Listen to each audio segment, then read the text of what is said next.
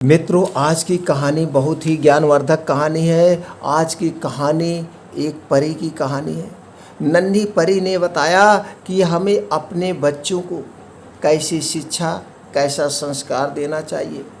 जन्म से जब हम अपने बच्चों को अच्छी शिक्षा, अच्छे संस्कार देंगे तो हमारे बच्चे कभी भी भविष्य में धोखा नहीं खाएंगे और वो आगे बढ़ते हुए जाएंगे। तो चलिए नन्ही परी की इस कहानी से सीखते हैं क्या हमारे बच्चों को शिक्षा देनी चाहिए जिससे वो आगे बढ़ सकें। सभी मित्रों का हमारी इस कहानी के चैनल पर बहुत बहुत स्वागत व अभिनंदन है। किसी ज़माने में विक्रमगढ़ नाम का एक राज्य हुआ करता था। उस राज्य के राजा की दो रानियां थीं। बड़ी रानी का रूप सामान्य था, लेकिन छोटी रानी काफ़ी सुंदर थी। इस वजह से राजा छोटी रानी को अधिक प्रेम करता था और वह छोटी रानी की हर बात भी माना करता था। एक दिन छोटी रानी ने राजा से बड़ी रानी की शिकायत कर दी।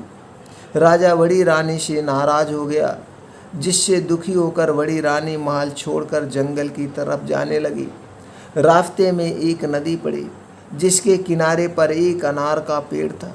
बड़ी रानी उसी पेड़ के नीचे बैठ गई और रोने लगी। उसकी रोने की आवाज़ सुनकर वहाँ पर एक नन्ही परी आई। उस नन्ही परी ने रानी से उसके रोने की वजह पूछी। रानी ने रोते हुए उसे अपनी सारी बात बता दी। बड़ी रानी की बात सुनकर नन्ही परी ने कहा, इस नदी में 3 डुबकी लगाकर स्नान करो, फिर इस अनार के पेड़ से एक अनार तोड़ लो। ऐसा करने से तुम भी रूपवान हो जाओगी। लेकिन मैंने जितना बताया है सिर्फ उतना ही करना, ना इससे ज़्यादा करना और ना ही इससे कम करना। ऐसा कहकर नन्ही परी वहाँ से गायब हो गई। इसके बाद बड़ी रानी ने परी की बात मानते हुए वैसा ही किया। रानी ने जैसे ही नदी में पहली डुबकी लगाई तो उसके शरीर का रंग साफ हो गया।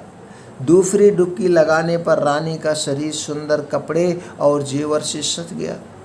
तीसरी डुबकी लगाते ही रानी के बाल लंबे, घने और सुंदर हो गए। अब बड़ी रानी बहुत ही सुंदर हो गई थी। इसके बाद जैसे ही नन्ही परी ने कहा था, नदी में 3 डुबकी लगाने के बाद वह रानी ने अनार के पेड़ से एक अनार तोड़ लिया। अनार तोड़ते ही वह अनार फूट गया और अनार के सारे वीर सैनिक बन गए। उन सैनिकों ने रानी के लिए एक पालकी तैयार की, जिसमें बड़ी रानी को बैठाकर वह वापस राज्य में लेकर आ गए। राजमहल पहुंचकर जब बड़ी रानी राजा से मिले तो उसने नन्ही परी वाली सारी घटना राजा को बता दी। अब राजा को अपनी हरकत पर पछतावा होने लगा और उन्होंने इस बार छोटी रानी को महल से बाहर कर दिया।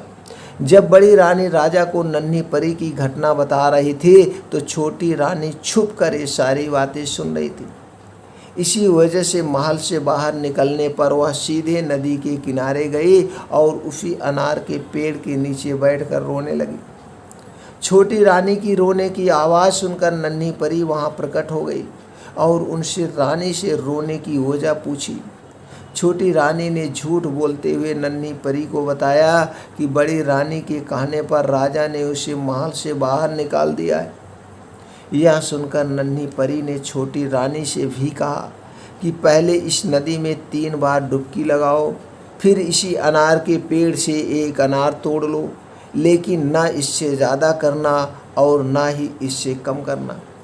ऐसा कहकर नन्ही परी वहाँ से फिर गायब हो गई। नन्ही परी की बात सुनकर छोटी रानी बहुत खुश हुई। वह नदी में गई और जैसे ही पहली डुबकी लगाई, उसका शरीर पहले से भी ज़्यादा निखर गया।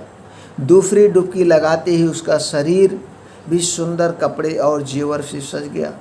तीसरी डुबकी लगाने पर छोटी रानी के बाल और काले, घने और लंबे और सुंदर हो गए।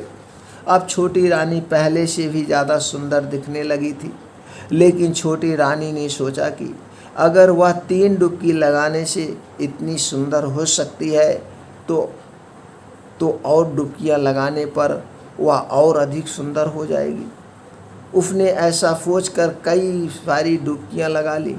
ऐसा करने पर छोटी रानी के शरीर के सारे कपड़े फटे और पुराने हो गए, उसके सारे गहने गायब हो गए, उसके शरीर का रंग भी गहरा हो गया, शरीर पर दाग और दाने निकल गए।